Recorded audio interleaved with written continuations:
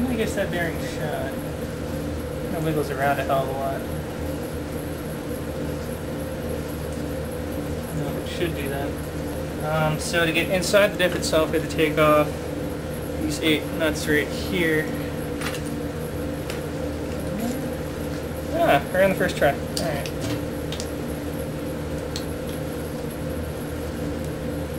I bet you there's a torque spec, something for these things. I have no idea. Remember to use Loctite when you put them back in.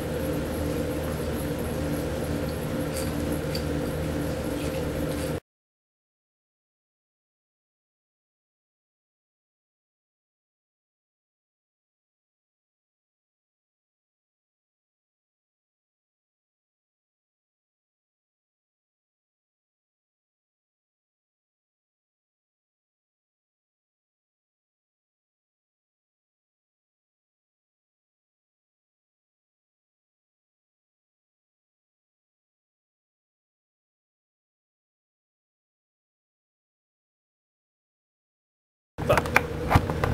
No. Come on. Let's get it.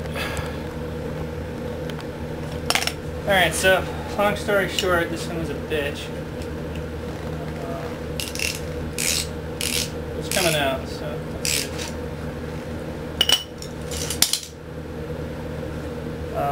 Kind of stripped it a little bit.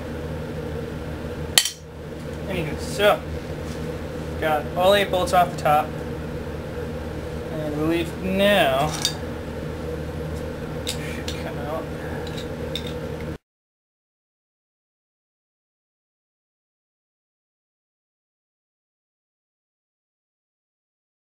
I guess that's good enough.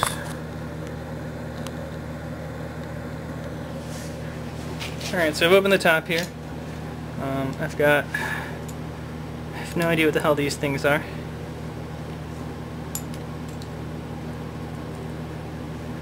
So I seem to have 3 rings. Ooh. Alright, so I'm gonna make sure these stay in the order they came out in. Let's go kind of like that.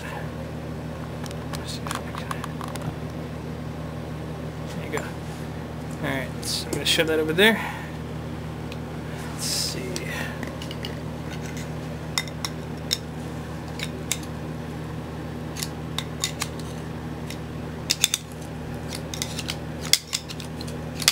I'm working on it easier than I wanted it to.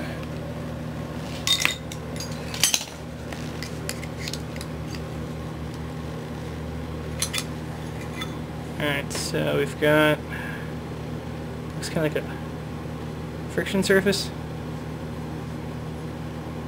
I don't know. Let's see what's over there.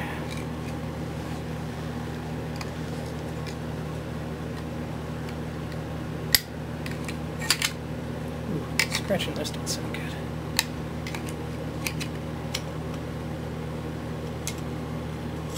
Alright, now these, what I hear, are called dog ears. This is the surface the clutch goes against. You can kind of see that through the years it's worn quite a nice mirror image on it, or mirror finish, whatever the hell you want to call it. And these things are 2 millimeters thick. I hear through Porsche, who use a lot of the same parts in their diffs. They're all ZF brand. You can get a 2.1 millimeter disc, and the slightly thicker one will give you that much more lockup percentage.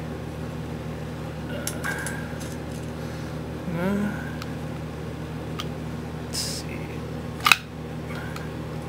Not so bad.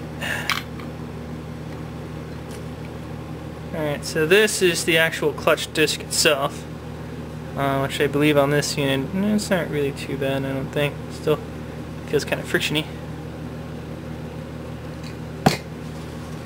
And these Beamer World cells increase lockup, so I guess the extra thick dog ears along with extra rough clutch will give you that much more lockup.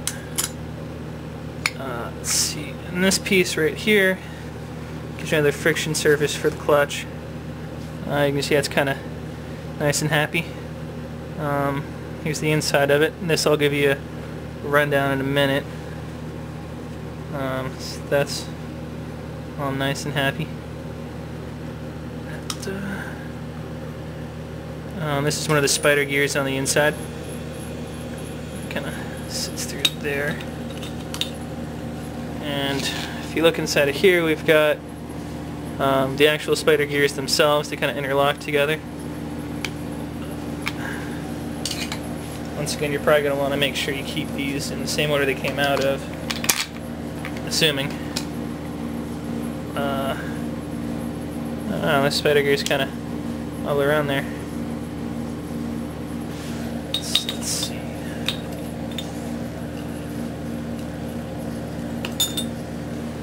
So this kind of sits in there like that, and as it rotates, the spider gears spin around.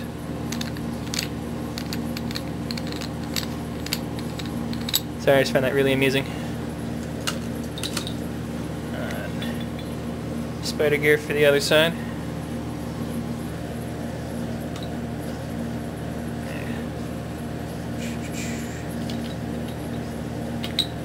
Interlock like that.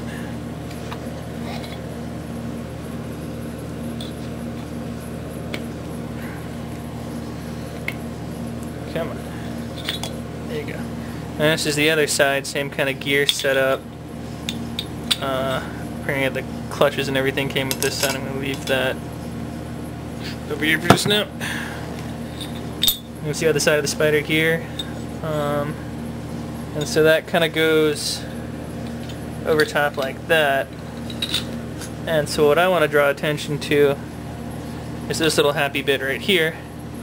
And the way your LSD locks up is when you accelerate or decelerate, it puts like a force on these, and depending upon the angles here, they're called ramp angles, locks up under acceleration or deceleration a certain amount.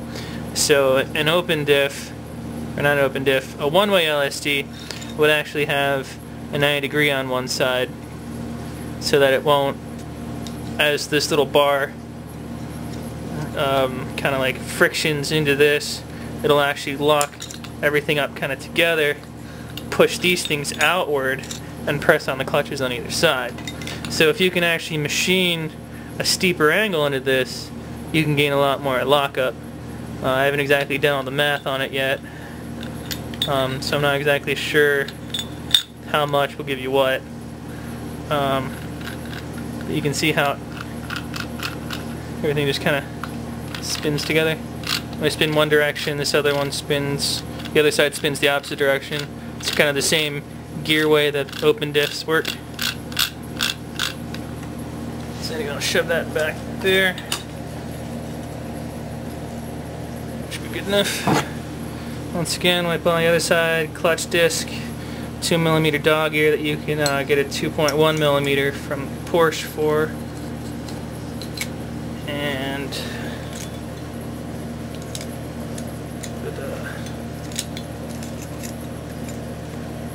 come on.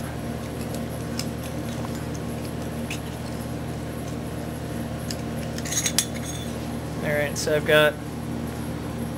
have no idea what the hell this is called. Goes on top there. Same ring speed on the other side. Go over top there. I believe that's it.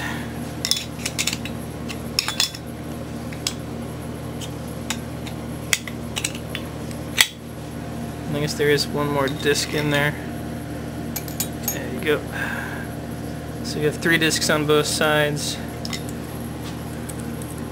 I have no idea what they do. Someone should figure it out and tell me. Otherwise I'm an idiot. And so this is what the inside looks like. It's pretty much everything.